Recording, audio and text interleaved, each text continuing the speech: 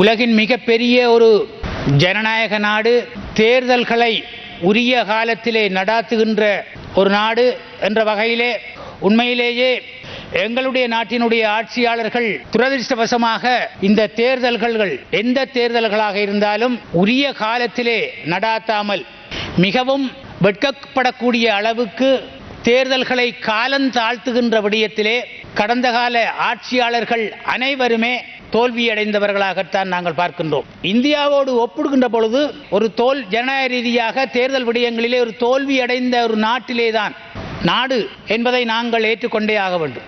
இந்த நாட்டினுடைய ஜனாதிபதி ரணில் விக்ரமசிங்கே அவர்கள் இந்திய பிரதமர் பதவி பிரமாணம் செய்கின்ற அந்த நிகழ்விலே கலந்து கொள்வதாக நாங்கள் செய்திகளை பார்க்கின்றோம். இந்த நேரத்திலே நரேந்திர மோடி அவர்கள் தமிழ் மக்களுக்கு ஒரு நம்பிக்கை ஊட்டக்கூடிய செய்தியை இந்த எங்களுடைய ஜனாதிபதி அவர்களிடம் சொல்வார் என்ற ஒரு பெரிய எதிர்பார்ப்பிலே தமிழ் சமூகம் இருந்து கொண்டிருக்கின்றது. அது நிறைவேற வேண்டும். இந்திய நாடு இலங்கை மீது தமிழ் மக்களுடைய பிரச்சனைக்கு தீர்வுக்காக அரசியல் ரீதியாக இந்த இனப்பிரச்சனையை நிரந்தரமான தமிழ் மக்களினுடைய தேசிய அபிலாஷைகளை நிறைவேற்றக்கூடிய வகையிலே ஒரு தீர்வை எட்டுவதற்காக பொருத்தமான அழுத்தங்களை வழங்க வேண்டும் என்று நான் இந்தியாவிடம் இந்த சந்தர்ப்பத்திலே கேட்டுக்கொள்ள விரும்புகின்றேன். இதேவேளை பாரதிய ஜனதா கட்சியின் இந்திய மக்களவைத் தேர்தல் வெற்றி குறித்து இன்று நடைபெற்ற பல்வேறு நிகழ்வுகளிலும் தெரிவிக்கப்பட்ட கருத்துகள் அடுத்து.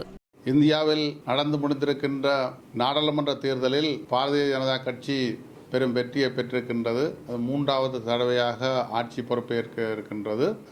இலங்கையினுடைய அரசியல் தீர்வுக்காகவும் அரசியல் இலங்கையில் புரோடிப்பு இருக்கின்ற இனப்பிரச்சனைக்கான தீர்வுக்கும் இந்தியா முழுமையான வகிவாதத்தை மேற்கொள்ள வேண்டும் என்று நாங்கள் இந்த இடத்துல அவரிடம் வேண்டுகோள் விடுக்கின்றோம். ஏற்கனவே இந்திய இலங்கை ஒப்பந்தத்தில் செய்து கொள்ளப்பட்ட 13வது அரசியலமைப்பை முழுமையாக நடைமுறைப்படுத்துவதற்கும் அதற்கு மேலாக மாகாண சபைக்கான அதிகாரங்களை மேலும் பெற்றுத் தருவதற்கான வகிவாதத்தை மேற்கொள்ள வேண்டும் என்று நாங்கள் எதிர்பார்க்கின்றோம்.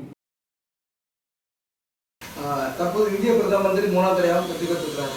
அவர் கடிதத்தில் நம் நாட்டில் தமிழர் பிரச்சனை அவர் எங்களுடைய பிரச்சனைகளை நன்றாக அறிந்து வைத்திருக்கின்றார் என்ற முறையிலே அவர் கட்டாயமாக எங்களுக்கு வருங்காலத்திலே ஒரு நல்லதொரு தீர்ப்பை அல்லது நல்லதொரு தீர்வை கண்டறிவதற்கு அவர் சகல நடவடிக்கைகளும் எடுப்பார் என்று நாங்கள் நம்புவதாக அதிலே எழுதியிருக்கின்றோம். ஒரு சமஷ்டி ரீதியான ஒரு செயல்பாடாக இருக்கும் என்றும் எதிர்பார்க்கின்றோம்.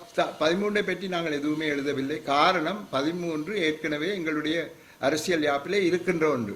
அதை அவர்கள் வழிநடத்தாமல் விட்டால் இலங்கை அரசாங்கம் நாங்கள் அவர்களுடன் தான் பேச வேண்டுமே ஒழிய இந்தியாவுக்கு போய் சென்று இந்த குழந்தை பிள்ளைகள் கதைக்கிற மாதிரி இங்கே பாருங்க அவர் ஒன்றும் செய்கிறார் இல்லை வாங்க வந்து அப்படியெல்லாம் நாங்கள் சொல்ல வேண்டிய அவசியம் இல்லை. கௌரவ நரேந்திர மோடி அவர்களே இலங்கை தமிழர்களை நோக்கி யாழ்ப்பாணத்துக்கு வருகை தந்தபோது தமிழர்களுக்கு பிரச்சனை உண்டு, இந்த பிரச்சனையை நான் அறிவேன், இந்த பிரச்சனையை தீர்க்க வேண்டும் என்பதிலே நான் ஆவலாக உள்ளேன் என்று தாங்கள் ஒரு தடவை அல்ல பல தடவைகள் எடுத்து கூறியிருக்கிறீர்கள்.